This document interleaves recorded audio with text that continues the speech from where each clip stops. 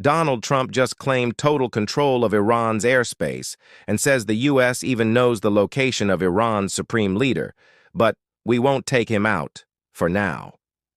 He went further, demanding Iran's unconditional surrender in a dramatic Truth Social post. But here's a catch. Screenshots show Trump previously tweeting, "The worst decision is American soldiers dying in the Middle East." Well, Trump claims he and Putin agreed this Iran-Israel conflict must end. He revealed they spoke on June 14th. It was a birthday call from Putin.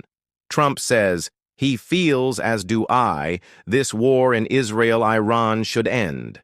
He also added, "His war in Ukraine should end too." So what's the deal? Are they pushing for diplomacy, or is this political messaging? Trump just said the U.S. obliterated Iran's nuclear facilities, and he's not done talking. In a fiery statement, Trump called Democrat Senator Chris Coons phony and made one thing clear: he's not offering Iran anything. He slammed Obama for sending billions to Iran, calling the nuclear deal stupid and long expired. Trump added he's not even talking to Iran, because the U.S. already took out their nuclear sites.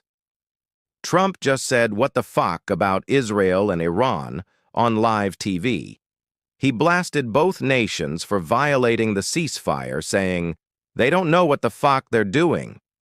Earlier, he warned Israel not to bomb and told pilots to stand down. Now the media is stunned. Israel called it shocking. Critics say it's jarring. Could he be the first U.S. president to drop the F-word in a foreign policy moment? Trump says he gave Iran a 60-day warning to make a nuclear deal. Now, it's day 61, and no deal happened. They were close, Trump said, but they just couldn't get it done. On the 61st day, Israel launched an airstrike on Iran's nuclear sites.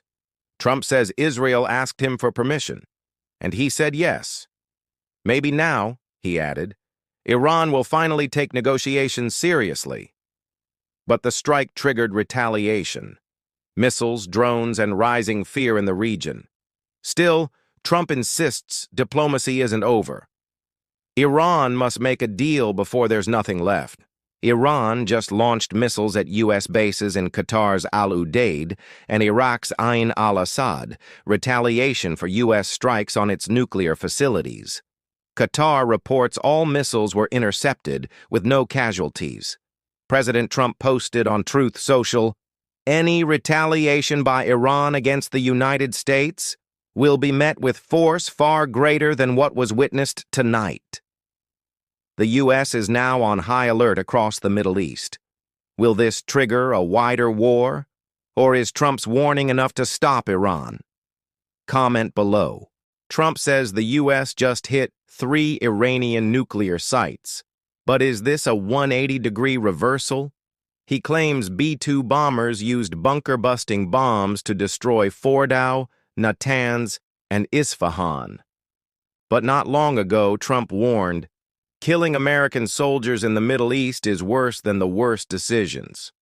And just days ago, a top U.S. general credited Trump with keeping America out of war in the region. So is this a strategic pivot or a stark contradiction? What do you think? Comment below and subscribe.